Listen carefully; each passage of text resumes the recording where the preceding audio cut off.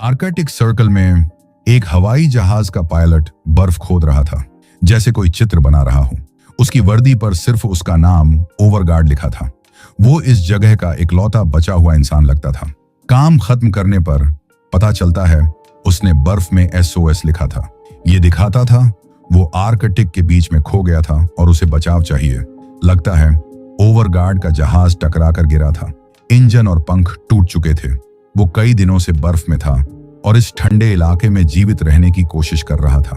खाने के लिए उसने एक मछली पकड़ने का तरीका बनाया था। उसने जमी हुई झील में 3 छेद खोदे जिनमें रस्सी और चारा बंधा था। इससे वो दिन भर खाना पाता था और बर्फ के डिब्बे में मछलियां जमा करता था। खाना खाने के बाद ओवरगार्ड अपना सामान लेता है और पहाड़ पर चढ़ता है। वो आसपास देखता है, शायद कोई खोजी जहाज या हेलीकॉप्टर दिखे। कई दिनों से वो अपनी जगह का नक्शा बना रहा था और एक सिग्नल मशीन से मदद मांगता था।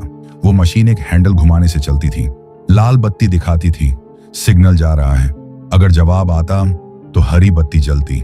जब से जहाज गिरा, ओवरगार्ड घंटों मशीन चलाता था, लेकिन कोई जवाब नहीं मिला। अगली सुबह ओवरगार्ड फिर SOS लिखता है, लेकिन पहले वो एक छोटे पत्थरों के ढेर के पास जाता है।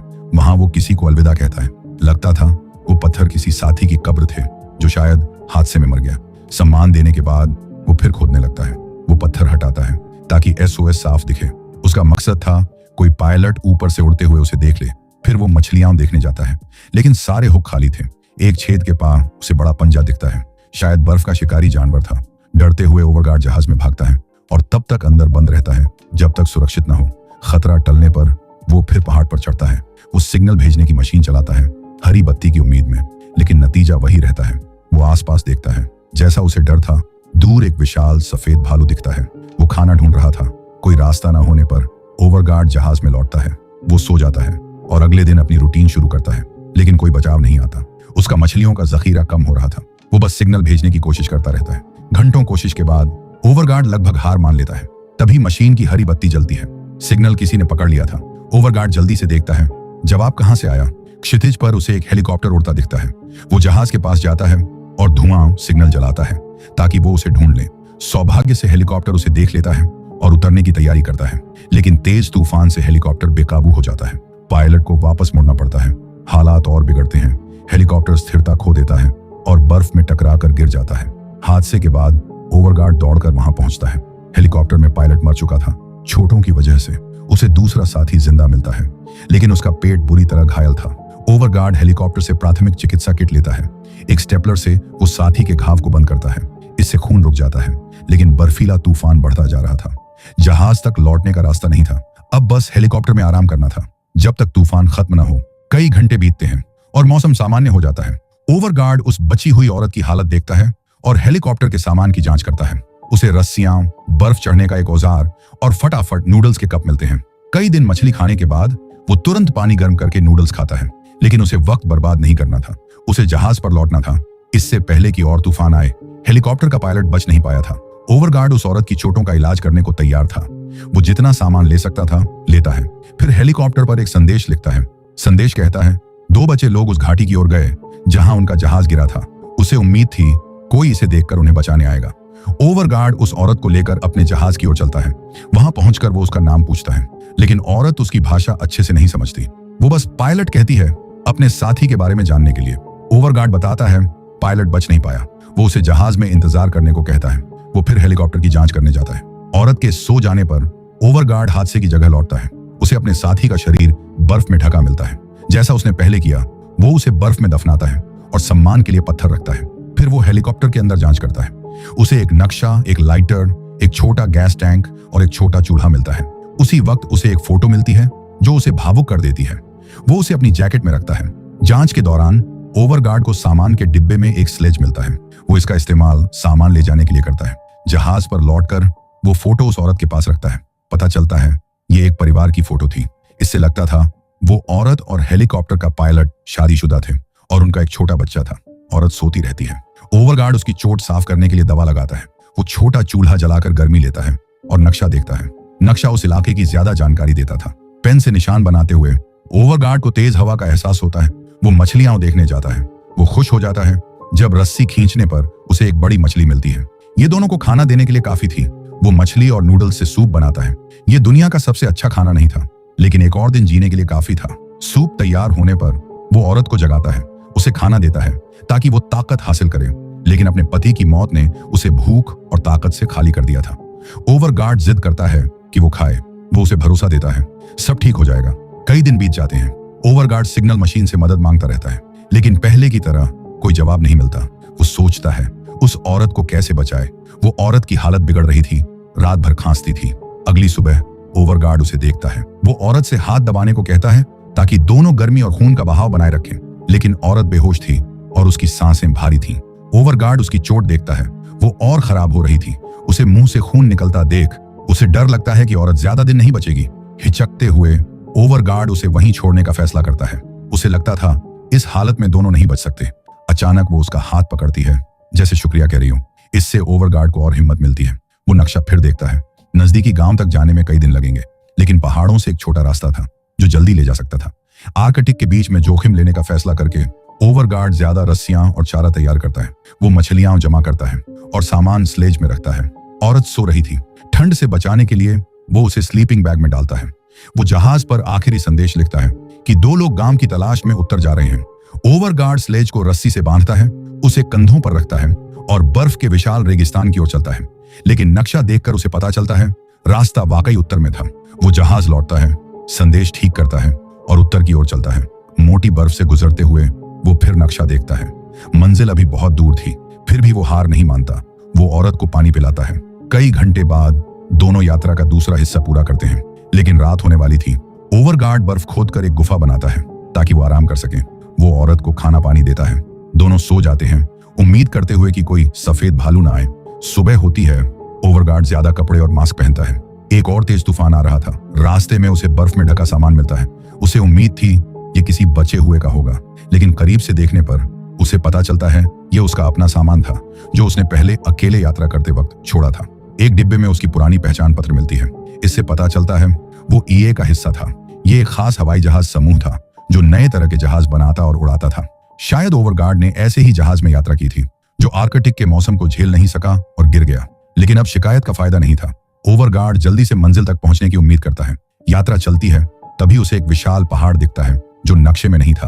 वो हेलीकॉप्टर से लिया बर्फ का औजार इस्तेमाल करता है। वो पहाड़ चढ़ता है और दूसरी तरफ समतल रास्ता ढूंढता है। वो रस्सी से सामान खींचता है। फिर वो औरत को स्लेज समेत खींचने की कोशिश करता है, लेकिन ये बहुत मुश्किल था। वजन इतना था कि वो नहीं संभाल सका। रस्सी उसके हाथ से छूट जाती है। स्लेज नीचे की ओर लुढ़कने लगता है। ओवरगार्ड पूरी ताकत से खींचता है, लेकिन स्लेज पहाड़ी के नीचे चला जाता है। वो देखता है इसे ऊपर नहीं खींच सकता। उसे पहाड़ के चारों ओर लंबा रास्ता लेना पड़ता है। ओवरगार्ड यात्रा फिर शुरू करता है, लेकिन उसे फिर रुकना पड़ता है खाने और आराम के लिए। उसे चट्टानों के नीचे एक गुफा मिलती है। प्रवेश द्वार बर्फ से ढका था। वो अपने औजार से बर्फ हटाता है और रास्ता साफ करता है। अंदर वो गैस टैंक से बची मछली पकाता है। वो औरत को खाना खिलाने की कोशिश करता है, भले ही उसकी हालत खराब थी। रात होने वाली थी। दोनों बस सो सकते थे, लेकिन ओवरगार्ड को कुछ आने की आवाज सुनाई देती है। वो ध्यान से सुनता है और एक जंगली जानवर की दहाड़ सुनाई देती है। वो सावधानी से उठता है और बर्फ का औजार पकड़ता है। कुछ सेकंड बाद सब शांत हो जाता है। उसे लगता है जानवर चला गया, लेकिन औरत खांसने लगती है। इससे विशाल सफेद भालू फिर आकर्षित होता है। वो और जोर से दहाड़ता है। वो गुफा में घुसने की कोशिश करता है, लेकिन छेद छोटा था। फिर भी भालू बर्फ हटाता है और सिर अंदर डालता है। ओवरगार्ड चिल्लाता है और सिग्नल की आग जलाकर हवा में लहराता है। उसका तरीका काम करता है। भालू आग से डरकर भाग जाता है। खतरा टलने पर ओवरगार्ड थककर और घबराकर जमीन पर गिरता है। वो खुद को समझाता है सब ठीक होगा। एक और दिन बीतता है। ओवरगार्ड गुफा से बाहर देखता है। सौभाग्य से सफेद भालू का कोई निशान नहीं था, लेकिन जगह सुरक्षित नहीं थी। अगर भालू लौटा तो वो पिछले रात जितने खुशकिस्मत नहीं होंगे। ओवरगार्ड औरत को स्लेज पर रखकर खींचता है और कुछ मीटर आगे बढ़ता है। रास्ता जैसे खत्म ही नहीं होता था और बुरा एक तेज बर्फीला तूफान शुरू हो जाता है। इससे उसकी नजर कमजोर हो जाती है। उसे रुकना पड़ता है। आसपास कोई गुफा नहीं थी। आगे चलना उसे और थका देता। वो औरत के साथ स्लीपिंग बैग में घुस जाता है ताकि दोनों तंग जगह में गर्मी पा सकें। इस मुश्किल हालत में घंटे धीरे धीरे बीतते हैं। आखिरकार सब सामान्य होता है। दोनों बर्फ से ढक जाते हैं। ओवरगार्ड स्लीपिंग बैग से बाहर निकलता है। वो सामान की जांच करता है कि तूफान से कुछ टूटा तो नहीं। उसे पानी की बोतल मिलती है जो पूरी तरह जमी थी।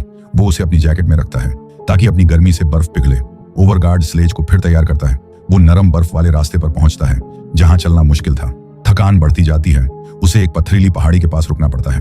ओवर नक्शा देखता है और समझता है कि मंजिल अभी बहुत दूर है। वो सिर्फ सामान लेकर रास्ते पर चलता है। तभी उसे बर्फ में फूलों से ढका पत्थर दिखता है। वो हैरान होता है, लेकिन करीब जाने पर जमीन धंस जाती है। वो एक छेद में गिर जाता है। मिनटों बाद वो गुफा में जागता है। उसका दायां पैर पत्थर में फंस गया था। वो पूरी कोशिश करता है, लेकिन पैर नहीं निकलता। इतनी मेहनत के बाद लगता था उसका अंत आर्कटिक में अकेले होगा, लेकिन ओवरगार्ड हार नहीं मानता। अपनी बची ताकत से वो पैर निकालने की कोशिश करता है। असहनीय दर्द के बावजूद वो खींचता है। आखिरकार पैर बर्फ से निकलता है, लेकिन वो बुरी तरह घायल था। अब उसे बर्फ और पत्थरों पर रेंगना पड़ता है। जल्दी ही उसे गुफा से रास्ता मिलता है, लेकिन चोट का दर्द उसे चलने नहीं देता। वो उस जगह लौटता है जहां उसने औरत को छोड़ा था।